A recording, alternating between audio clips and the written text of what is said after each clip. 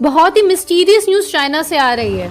China में 132 passengers के लिए बोइंग 737-800 नाम का प्लेन क्रैश कर चुका है और इस क्रैश ने सारे एक्सपर्ट्स को हैरानी में डाल दिया है कि आखिर इस प्रकार का प्लेन क्रैश संभव कैसे है।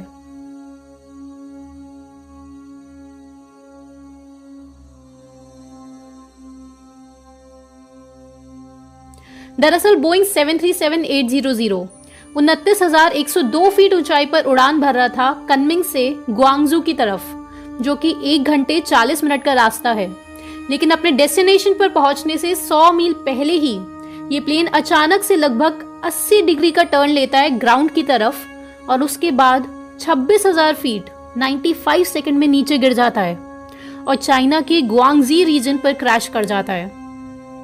जी हाँ दोस्तों, ये घटना जितनी सैड है उतनी ही चौंका देने वाली भी है, क्योंकि प्लेन अचानक ग्राउंड की तरफ जाना ये कुछ इतना असंभव है कि एक्सपर्ट्स का कहना है कि या तो प्लेन के पायलट ने सुसाइडल मर्डर करा है, यानी कि खुद प्लेन को ग्राउंड की तरफ डायरेक्ट करके क्रैश करवाया है, या फिर प्लेन मिड एयर में किसी चीज से टकराया था।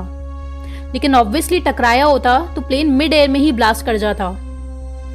या फिर कुछ लोगों का कहना है कि प्लेन को बाहर किसी और जगह से किसी डिवाइस से इन्फ्लुएंस किया गया और कंट्रोल करा गया, जिस कारण से प्लेन इस नियरली इम्पॉसिबल ट्रैजेक्टरी से क्रैश हुआ है।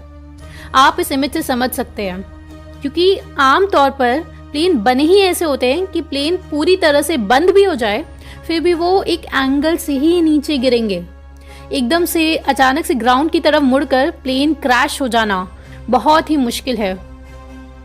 एक और काफी हैरानी की बात दोस्तों कि कहा गया है कि ये प्लेन जब नीचे गिर रहा था तो वो गिरते गिरते जब वो जमीन से 8,000 फीट दूरी पर था, वो अचानक 10 सेकंड के लिए रुका और ऊपर की तरफ फिर से उड़ने लगा।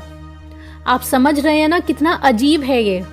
पहले 29,102 फीट की ऊंचाई पर वो 966 किलोमीटर पर आवर की स्पीड से चल रहा था, लगभग साउंड की स्पीड पर, यानी कितना ज्यादा मोमेंटम था प्लेन का। लेकिन अचानक वो प्लेन नीचे की तरफ मुड़ा और फ्री फॉल होने लगा और फिर करीब 8,000 फीट हाइट पर अचानक रुका 10 सेकंड के लिए और ऊपर की तरफ उड़ने लगा थोड़ी देर और फिर उसके बाद फिर नीचे की तरफ गिरा और क्रैश हुआ। कुछ लोगों का कहना है कि ये पूरी तरह संभव है कि बाहर उस प्लेन को कंट्रोल करके प्लेन क्रैश करवाया गया हो।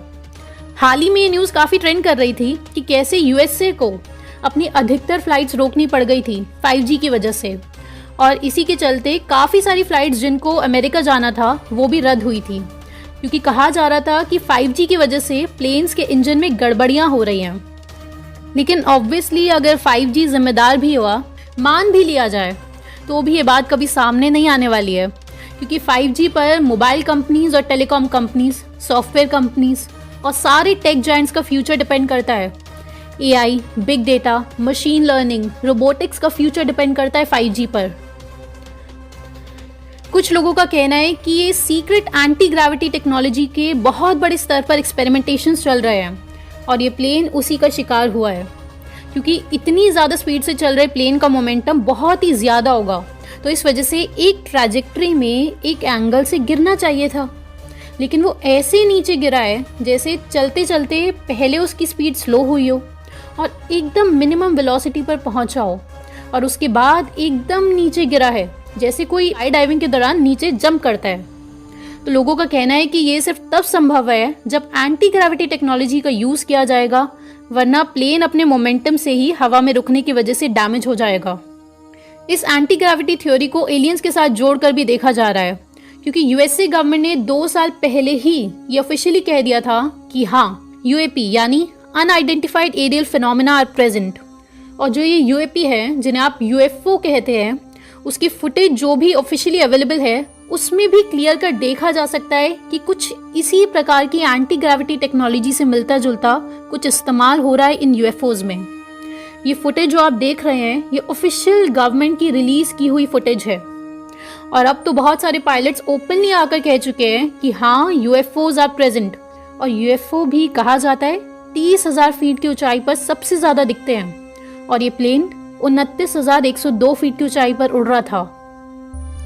अब एग्जैक्टली क्या हुआ था वो तभी पता चल सकेगा जब प्लेन के ब्लैक बॉक्स मिल जाएंगे। ब्लैक बॉक्स यानी एक ऑडियो रिकॉर्डर जिसको एक बहुत मजबूत बॉक्स के अंदर रखा होता है, जो कॉकपिट में हो रही बातों को रिकॉर्ड करता है। इसे कहते हैं कॉकपिट वॉइस रिकॉर्डर। और दूसरा ब्लैक बॉक्स प्लेन के बैक साइड पर होता है, जिसे कहते हैं फ्लाइट डेटा रिकॉर्डर। और अगर प्लेन क्रैश भी हो जाता है तो इस बॉक्स को कुछ नहीं होता। तो इन रिकॉर्डिंग से पता लगता है कि असल में क्रैश से पहले क्या बात हो रही थी, क्योंकि ये भी संभव है कि पायलट का अपनी वाइफ से झगड़ा हुआ और उसने प्लेन क्रैश करवा दिया। इंसान बहुत ही विचित्र प्राणी है। लेकिन एक अच्छी बात यह है कि प्लेन के दोनों ब्लैक बॉक्स मिल चुके हैं। अब next experts in black box के ऑडियो को देखकर आम जनता तक कितना सच पहुंचाएंगे, वो देखने वाली बात है। क्योंकि हकीकत जो भी हो, इस क्रैश के कारण को लेकर अधिकतर लोगों को सरकार की बातों पर ही यकीन करना पड़ेगा। दोस्तों, जो टीम लाइफस्टाइल ने ये YouTube चैनल ओपन किया है, इसकी बहुत ही बड़ी खूबी आप लोग हो। जो भी इस चैनल को सब्सक्राइब किए हो, आप सब लोगों की नॉलेज को देखकर और अवेयरनेस को देखकर हमें बहुत ही ज़्यादा प्राउड फील होता है और हमें खुशी होती है कि इतनी डीप नॉलेज रखने वाले लोग हमसे जुड़ पाए। आप लोग हमें ज़रूर बताएं कि आपको क्या लगता है, क्या क्या पॉसिबिलिटीज़ हैं इस प्लेन क्रैश की। नमस्कार।